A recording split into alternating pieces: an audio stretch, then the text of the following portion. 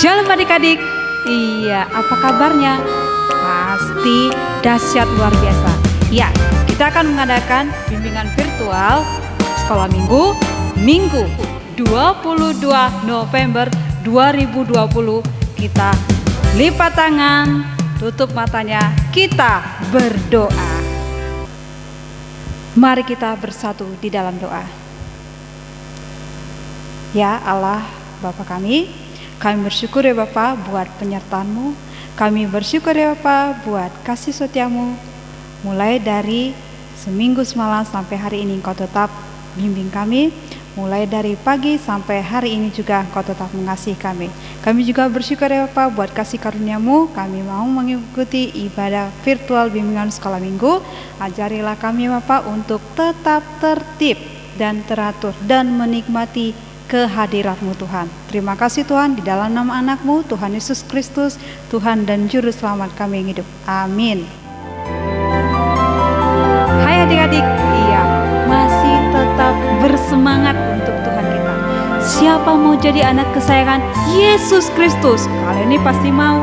Iya, anak kesayangan hanya Senin dan Selasa saja? Tidak. Hanya Senin sampai Kamis saja? Tidak. Ya, ingin menjadi anak kesayangan Tuhan Yesus Senin, Selasa sampai Minggu, setiap hari menjadi anak kesayangan Yesus. Mari kita mengangkat lagu pujian Anak Kesayangan.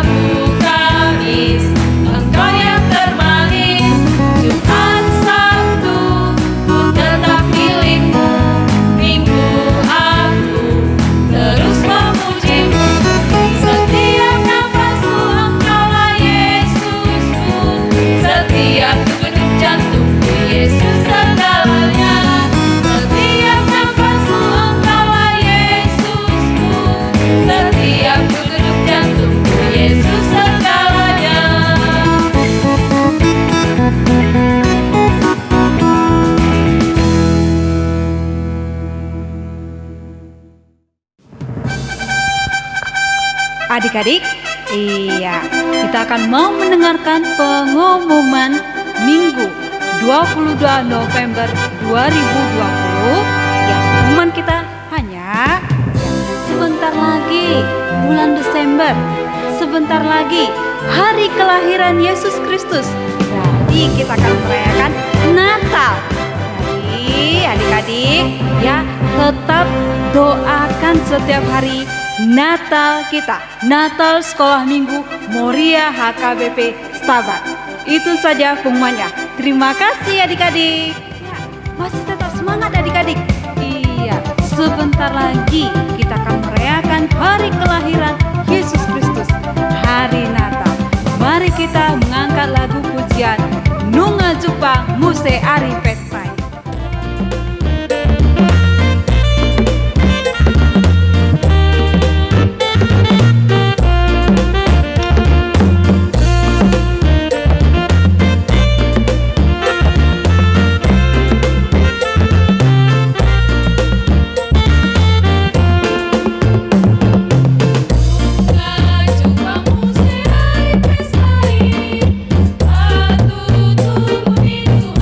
Jesus.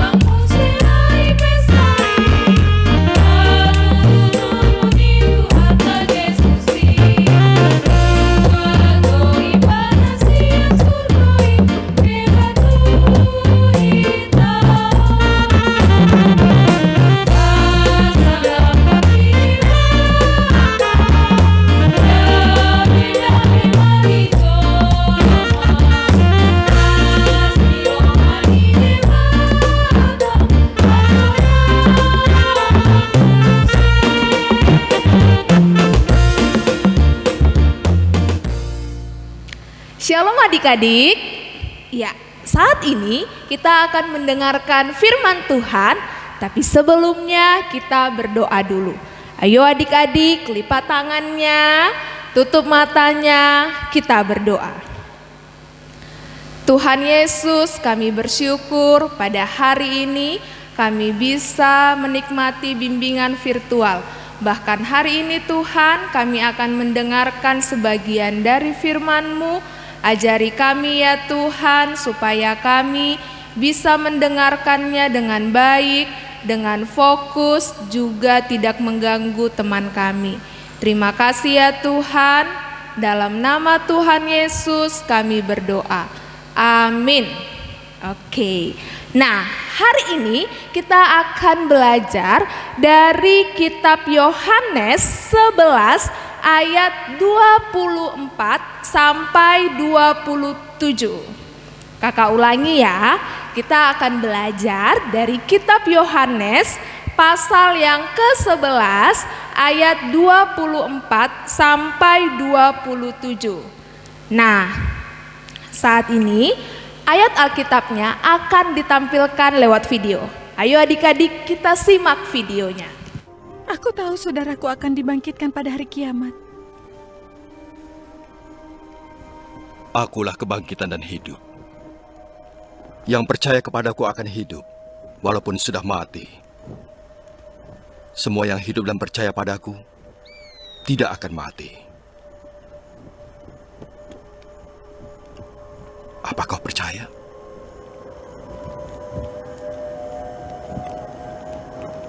Ya Tuhan, aku percaya bahwa Engkau Mesias, Anak Allah yang akan datang ke dunia ini. Nah, adik-adik, tadi kan sudah dengarkan videonya kan? Nah, di video itu menceritakan kalau secara lengkapnya itu tentang Lazarus yang dibangkitkan. Nah, tapi kita akan fokus pada bagian 24 sampai 27.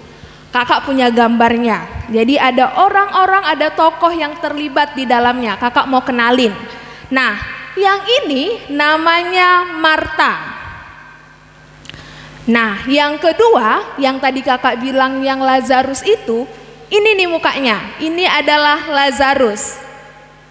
Nah, kemudian yang ketiga tokohnya adalah Maria. Oke, nah jadi Marta, Lazarus, dan Maria mereka adalah bersaudara.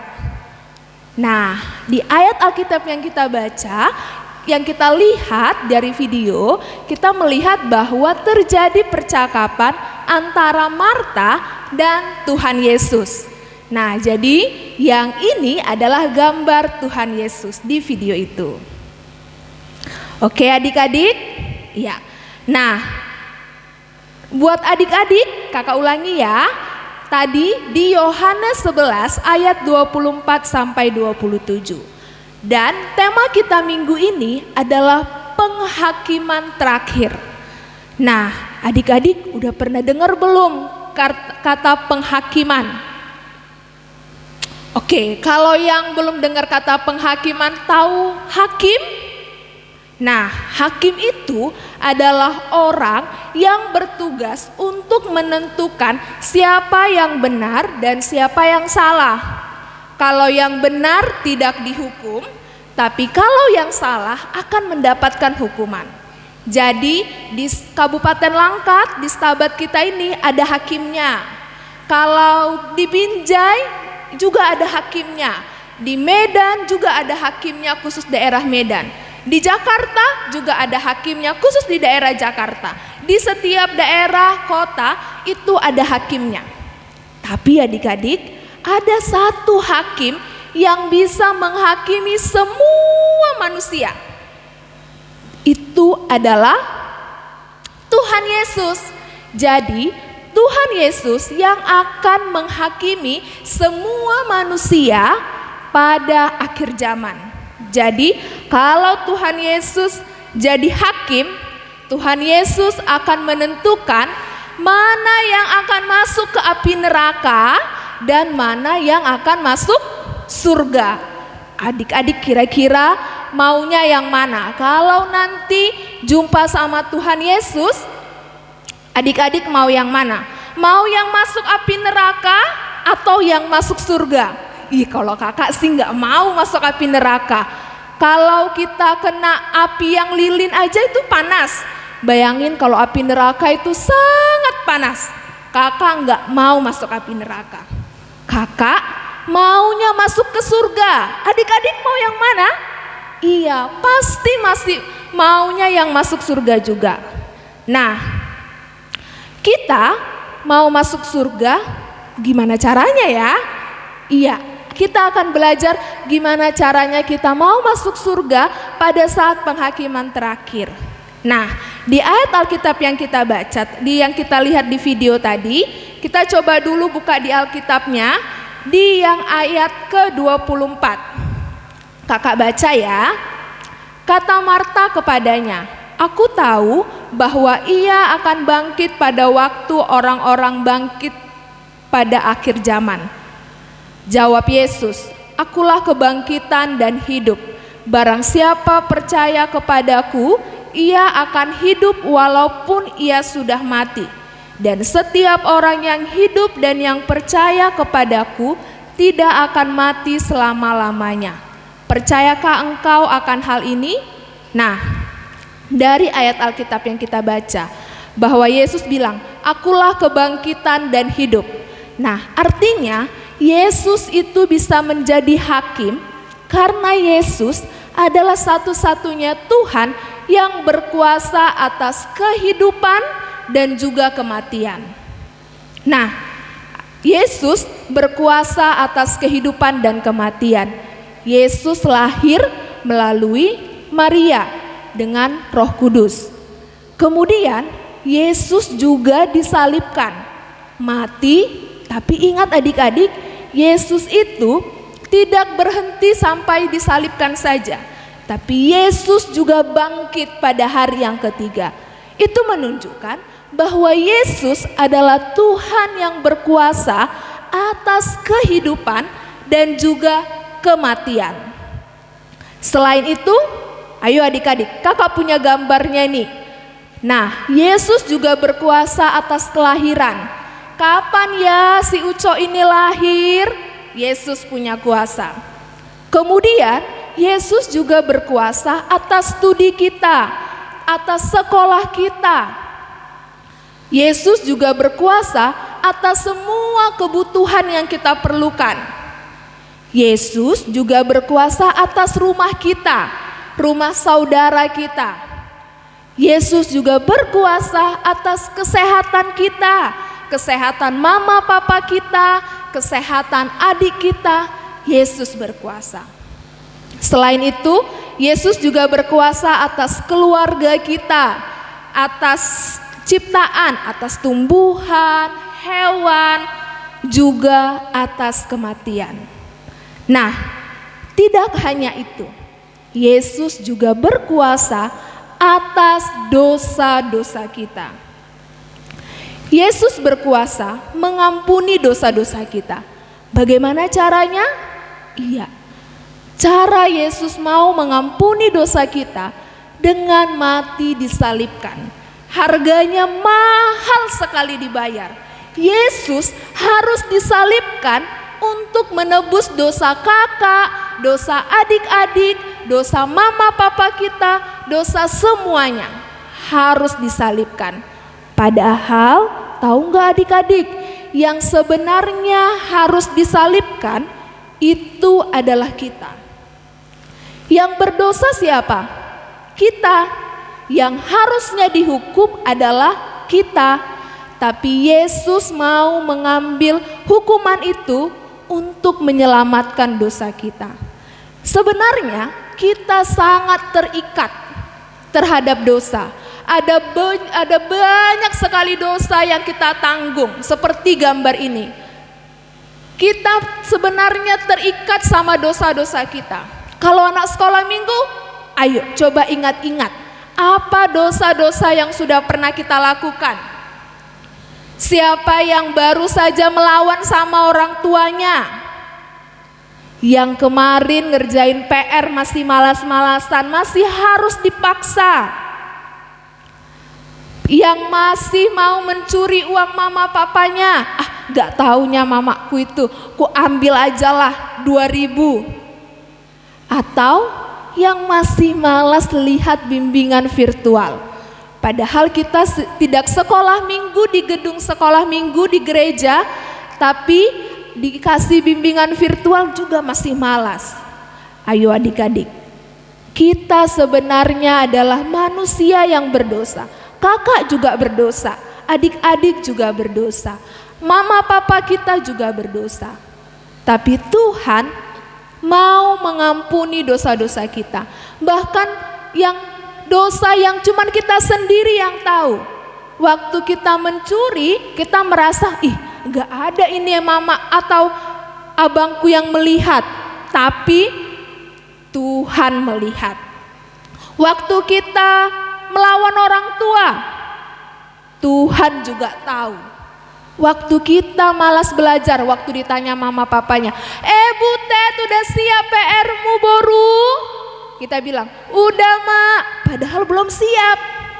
Ayo, tapi Tuhan tahu waktu kita berbohong, tahu waktu kita berdosa.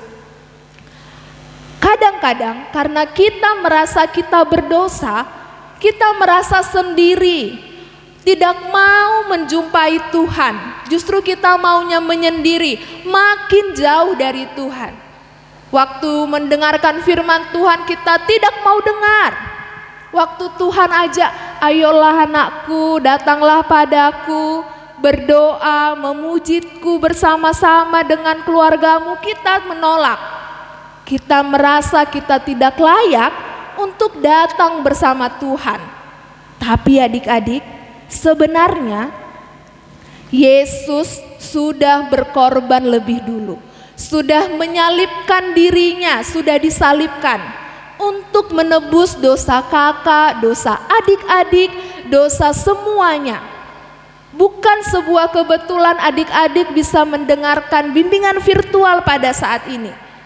Tuhan sedang mau mengajak adik-adik untuk datang sama Tuhan. Gimana caranya? Mau mengaku dosa di hadapan Tuhan, mau percaya kepada Tuhan. Nah, sekarang kalau Tuhan sedang bertanya, maukah dosamu dihapuskan oleh Tuhan? Maukah adik-adik semua dosa-dosanya dihapuskan Tuhan? Kalau mau, kita harus jawab, mau. Saya mau Tuhan dosanya dihapuskan. Yesus adalah anak Allah. Yesus bertanya di ayat Alkitab yang udah kita baca tadi, dari video yang sudah kita tonton. Yesus bertanya sama Marta, percayakah engkau akan hal ini? Bahwa setiap orang yang hidup dan yang percaya kepada Yesus tidak akan mati selama-lamanya. Itu artinya bahwa kita akan memperoleh hidup yang kekal. Nah, hidup yang kekal artinya saat masa penghakiman nanti kita akan bersama-sama Yesus. Kita akan terlepas dari api neraka. Kalau sekarang Tuhan Yesus sedang mengetuk pintu hati adik-adik. Tok, tok, tok, hei Ucok, maukah engkau percaya kepadaku? Tok, tok, tok, hei Butet, maukah engkau percaya kepadaku? Kira-kira apa jawaban kita? Maukah kita datang sama Tuhan, percaya kepada Tuhan, mengaku segala dosa-dosa kita di hadapan Tuhan, supaya semua dosa-dosa yang pernah kita lakukan itu dihapuskan.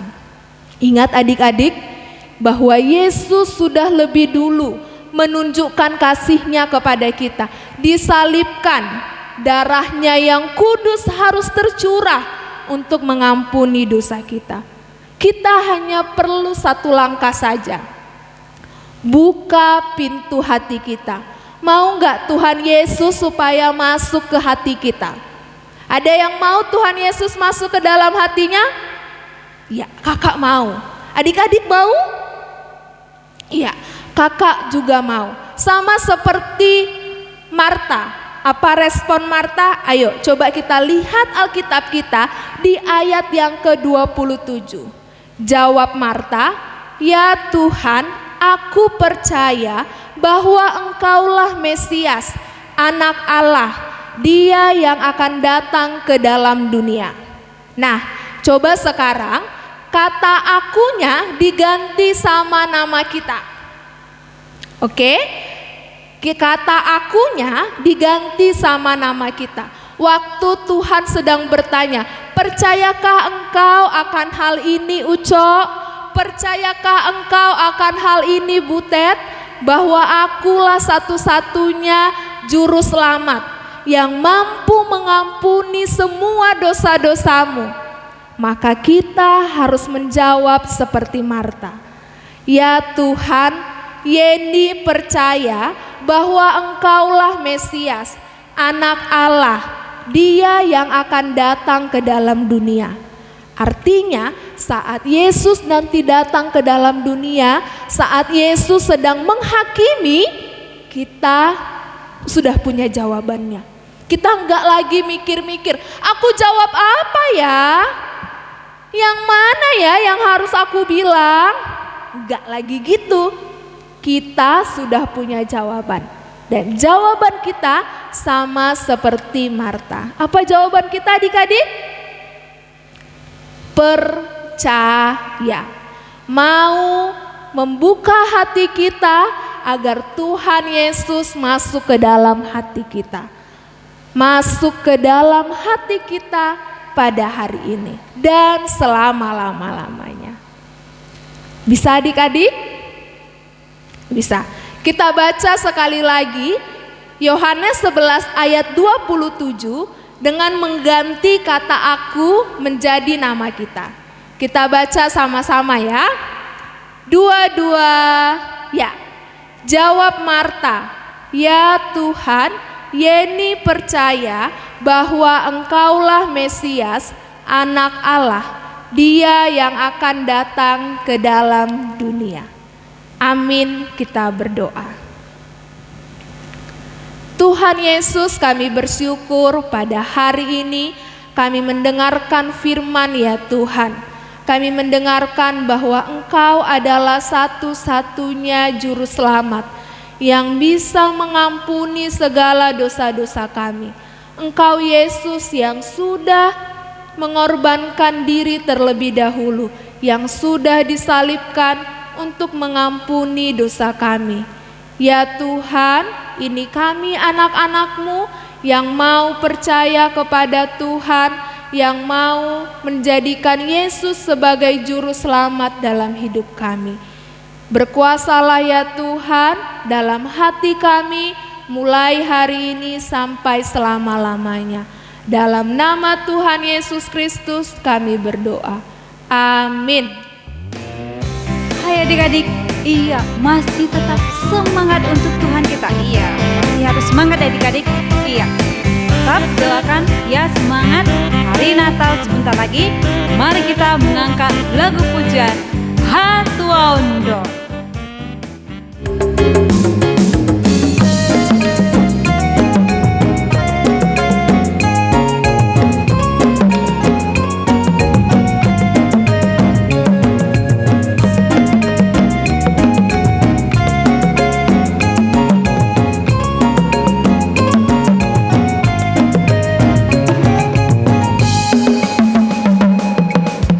Hatuaundo lasting.